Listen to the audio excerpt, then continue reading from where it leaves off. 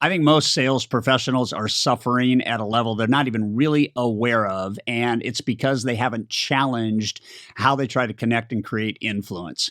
During this video, I'm going to talk to you about 3 things that you can do to immediately begin to create deeper levels of connection, faster percentages of yes conversion. And I'm going to tell you how this particular idea can absolutely eliminate your competition. Stay to the very end because I have something at the very end that I want to make sure you absolutely get as we kind of roll through this. So here's what I learned early on in my sales career. I learned that salespeople talk too much. And I also learned that sometimes what comes out of their mouth cannot be taken back. And I remember as a brand new loan originator, I was talking to a real estate agent, and one of the things my company said that they wanted me to promote was our new jumbo ARM product. And this is, in the early '80s, and it was kind of a new kind of product. Today, it's not a big deal because we have so many different products and product matrices and things like that. But I do remember sitting down with a real estate agent, and I remember telling her this. Debbie, we have this amazing new jumbo ARM product. I think your clients are going to love it.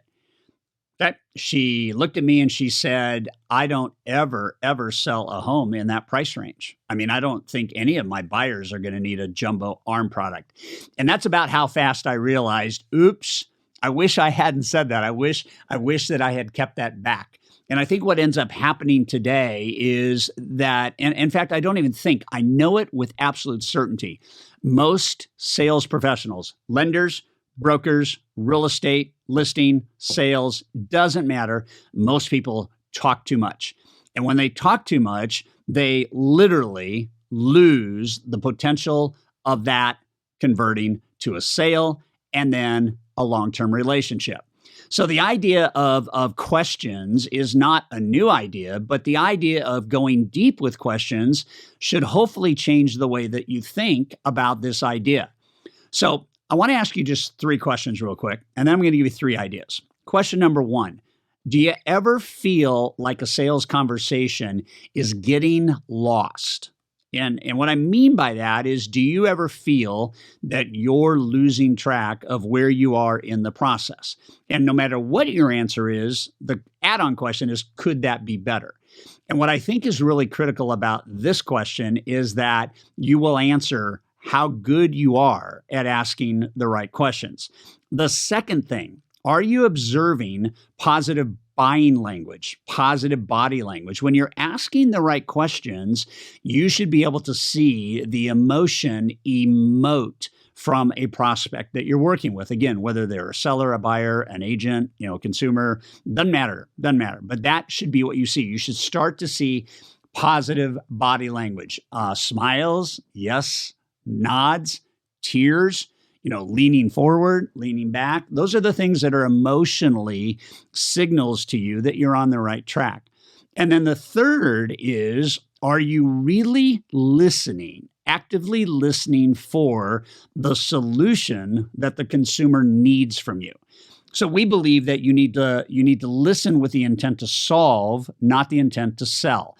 And I think that everybody that's watching this, again, whatever business you're in, but I speak to the lenders, I speak to the brokers, I speak to the real estate agents, whatever business you're in, okay, that last piece is absolutely huge, because if you don't know those, then you're not going to have the depth of conversation. A person will look you in the eye with the right question and say, if you do this, then I will do that, right? So a quick story is I was talking with a lender the other day, and I had him on a kind of a 30-day coaching program around asking better questions, right? And so we were on a webinar, and I said, I'd like anybody to volunteer on how you, in the last 30 days, designed a new question to use in a borrower or a seller conversation. So this guy, Tim, raises his hand in chat and he said, I'm going to share something with you that blew my mind. And I said, I can't wait. And he goes, so a husband and wife were moving from Anchorage, Alaska down to Portland, Oregon. And I was really thinking about what can I do for this couple for whom this will be the first home that they've ever bought. And so I formulated a question, and here was the question I asked this couple. The question was, what would it mean to you to own a home?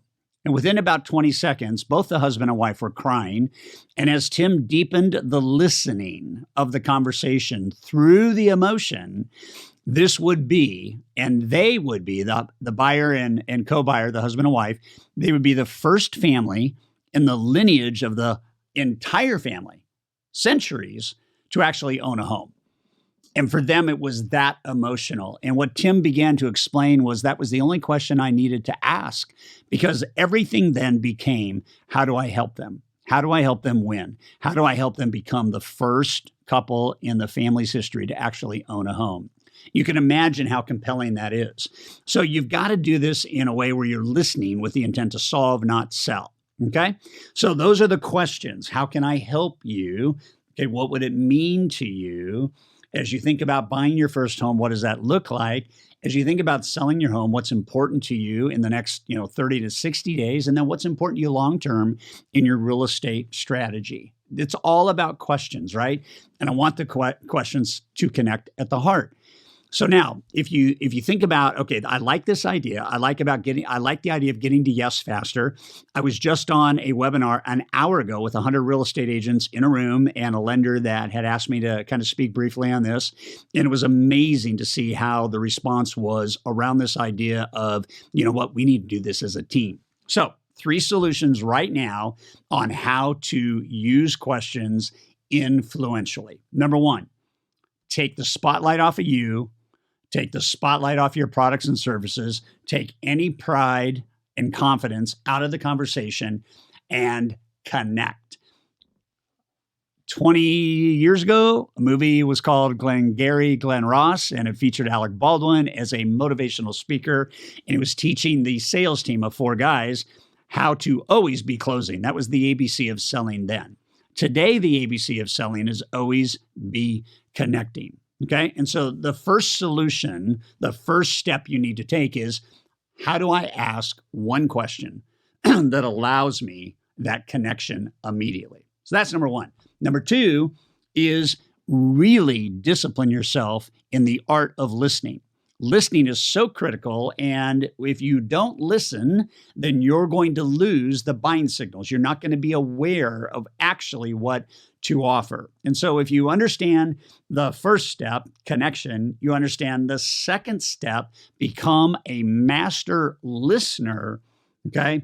Then the third step is give them a solution to the most important thing they told you they have wanted. You can do it more. I mean, if I know 2 or 3 things, I can solve 2 or 3 things, but most people make a buying decision on one thing, and it happens to be the most important thing they're looking for. So here's what I know. Instead of using 100 words to do a sales pitch, take it all the way down to 20 words to ask a question. If you go from 100 words to pitch and promote, and you go down to 20 words to ask and connect, your conversion rate will go from 17% to as high as 77%. Remember that real estate webinar I just told you about, 100 realtors and a lender? She adopted this thinking, and her conversion rate in 90 days went from 28% to 47%. Questions understood, the right ones asked, with key listening can double your conversion rate. That's the amount of yeses you get for the same amount of effort or even less. Okay? Implement. This is a big deal. And if you ask the right kind of questions and you connect, you have no competition.